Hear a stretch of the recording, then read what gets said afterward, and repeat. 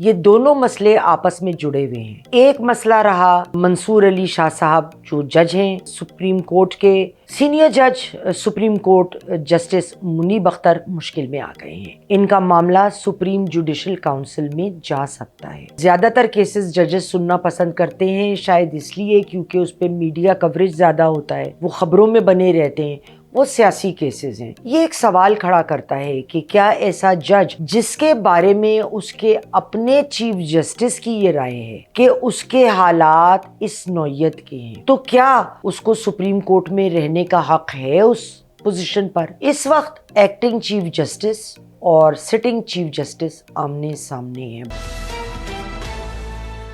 خواتین و حضرات السلام علیکم، میں ہوں آپ کی میزبان یاسمین آفتاب علی، چینل اور پروگرام یاسمین آفتاب علی کے ساتھ۔ خواتین و حضرات، آج میں دو مسئلے آپ کے سامنے رکھوں گی اور ان کا تجزیہ۔ یہ دونوں مسئلے آپس میں جڑے ہوئے ہیں۔ ایک مسئلہ رہا منصور علی شاہ صاحب جو جج ہیں سپریم کورٹ کے، جو انہوں نے فائز عیسیٰ صاحب کو لکھا، فائز عیسیٰ صاحب کی جوابی کارروائی جو جسٹس منیب اختر کے شخصیت کو لے کے ہے۔ دوسری چیز جو اس سے جڑی ہوئی ہے وہ کانسٹیٹیوشنل کورٹس کی انعقادی، اس کا بننا اور اس کے نتائج۔ تو دونوں موضوعات پہ ہم تھوڑی سی گفتگو۔ سینئر جج سپریم کورٹ جسٹس منیب اختر مشکل میں آ گئے ہیں۔ ان کا معاملہ سپریم جوڈیشل کاؤنسل میں جا سکتا ہے۔ جسٹس منصور علی شاہ نے سی جے فائز عیسیٰ کو ایک خط لکھا کہ وہ جسٹس منیب کے خلاف جو انہوں نے ایک فیصلہ لیا ہے کہ وہ اس کمیٹی میں نہیں بیٹھیں گے جو یہ طے کرتی ہیں کہ کون سی کمیٹی کون سے کیس میں کیا بینچ بنائے گی۔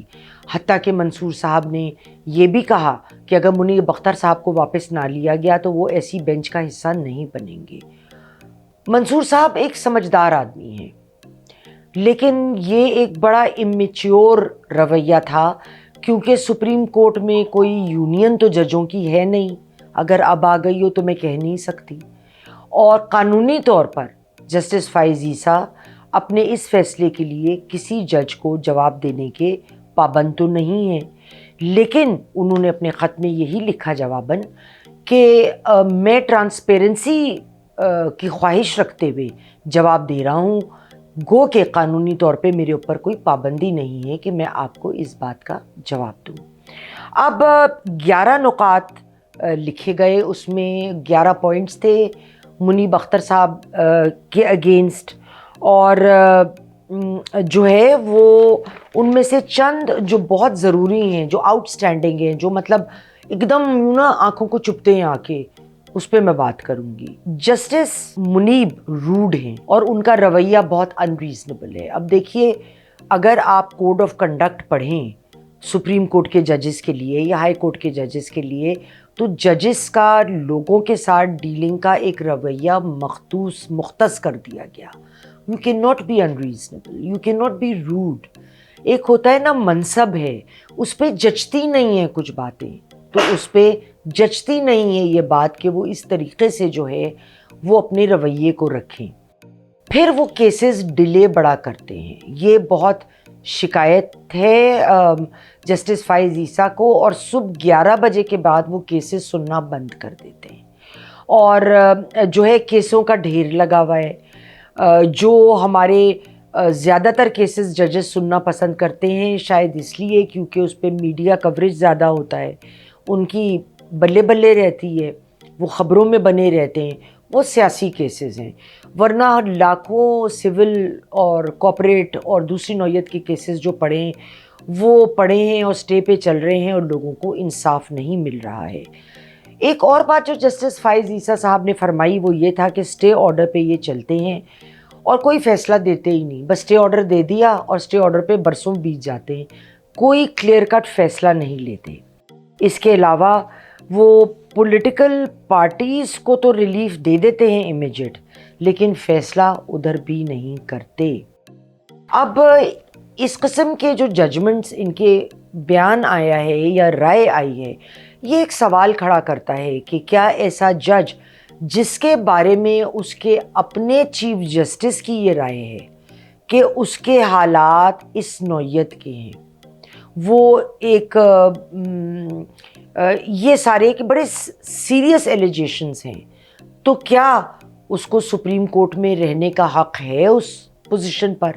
اور یہ میں آپ کوئی بھی شخص چیف جسٹس کا لیٹر لے کے سپریم جوڈیشل کاؤنسل جا سکتا ہے، یا ہو سکتا ہے منیب اختر صاحب جو ہیں وہ ریزائن کر دیں، تو وہ بھی ایک آپشن ہے. لیکن بظاہر اگر کرنا ہوتا تو اب تک کر دیتے، لیکن کیا نہیں ہے تو امید کم ہے.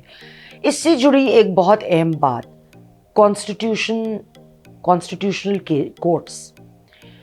اب کانسٹیٹیوشنل کورٹس کا پہلا دفعہ جب سجیشن دیا گیا تھا، اگر مجھے صحیح یاد ہے، تو جو چارٹر آف ڈیموکریسی تھا غالباً جو 2006 یا اس کے لگ بھگ آیا تھا، اس پہ بی بی اور نواز شریف دونوں نے سائن کیا تھا. اس میں کانسٹیٹیوشنل کورٹس کا انعقاد کرنے کی ایگریمنٹ تھی.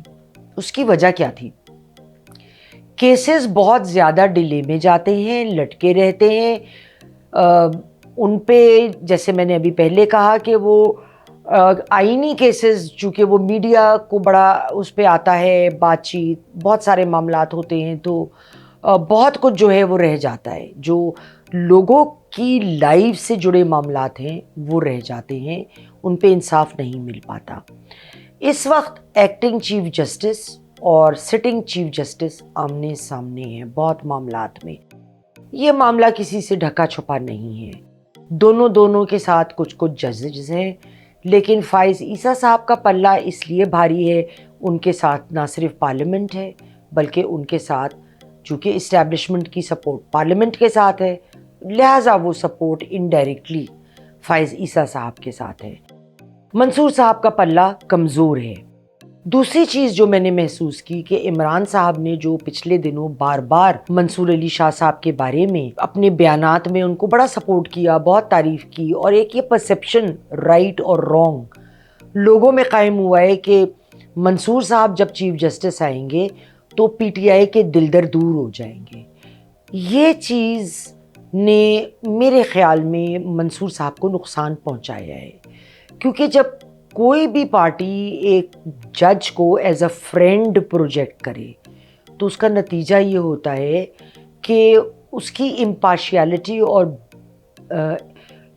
جو باعث یا باعث کا نہ ہونا ہے اس کو لوگ کوسچن کر سکتے ہیں.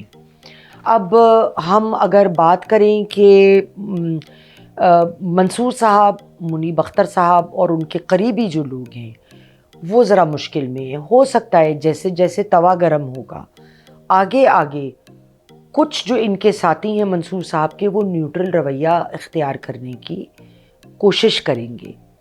کانسٹیٹیوشن بننے میں مجھے کوئی ابہام نہیں ہے، یہ ضرور بنے گا اور تمام کانسٹیٹیوشنل معاملات ادھر ہو جائیں گے. اس کا یہ مطلب نہیں ہے کہ سپریم کورٹ کی حیثیت کم ہوگی. اس کا یہ مطلب ضرور ہے کہ جن معاملات پہ سپریم کورٹ کو توجہ دینی چاہیے، جو پیپل ایشوز ہیں جس کے لیے کورٹ ہونے چاہیے، ادھر وہ معاملات کو اٹینشن دیں. اور جو کانسٹیٹیوشنل کورٹس ہیں وہ صرف کانسٹیٹیوشن کے معاملات کو توجہ دیں، ورنہ سارا دن رات کانسٹیٹیوشنل کیسز کے علاوہ ہم تو نہیں سنتے بڑے وقت سے کہ سپریم کورٹ شاید کر رہا ہو لیکن بظاہر نظر نہیں آتا. کہ تو عام لوگوں کے انصاف کا کیا ہوگا؟ اب اس میں اگر ایسا ہوتا ہے تو دو باتیں ہوں گی، یا تو منصور صاحب اور ان سے بہت قریب جو کچھ لوگ ہیں وہ ریزائن کر سکتے ہیں، یا پھر وہ اس کو فیٹ اکمپلی سمجھ کر ایز اے سپریم کورٹ جج اپنے فریضے جو ان کے ہیں ان کو ادا کرتے رہیں. آئی ایم شور کہ اس وقت جو دوسرے لوگ ہیں جو ان کے بالکل قریبی سرکل میں نہیں ہیں، they must be hedging their bets so to speak, کہ اگر یہ چلے جاتے ہیں تو اگلا نمبر لاٹری ایز سپریم کورٹ جج کس کی نکلے گی؟ اس کی تو لاٹری نکلے گی نا، وہ کئی سال آگے جمپ کر جائے گا. مے بی اطہر من اللہ صاحب stands a good chance over there. میں نے وہ اسٹڈی تو نہیں کیا ہے سینیورٹی وغیرہ ابھی تک، لیکن میرا اندازہ ہے. دیکھیے میں ایک بات جانتی ہوں کہ اس وقت جو پاور ہے جس کے ہاتھ میں ہے وہ کچھ ایکٹیوسٹ ججز کے ہاتھ سے تمام معاملات کو، جو معیشت پہ جس کا براہ راست تعلق ہوگا، جس کے غلط پریسیڈنٹس بنیں گے، جو آگے کانسٹیٹیوشن میں اور جوڈیشل ڈیسیشنز میں بہت ابہام اور پرابلمز کریٹ کرے گی، وہ نہیں ہونے دیں گے۔ آج تک کے لیے اتنا ہی۔ چینل پسند آیا ہو لائک کریں، شیئر کریں، کمنٹ باکس میں کمنٹ دینا نہ بھولیں، اور اگر آپ نے چینل سبسکرائب نہیں کیا تو بیل آئیکن کو پریس کر کے چینل کو ضرور سبسکرائب کریں۔ اگلے پروگرام تک کے لیے خدا حافظ۔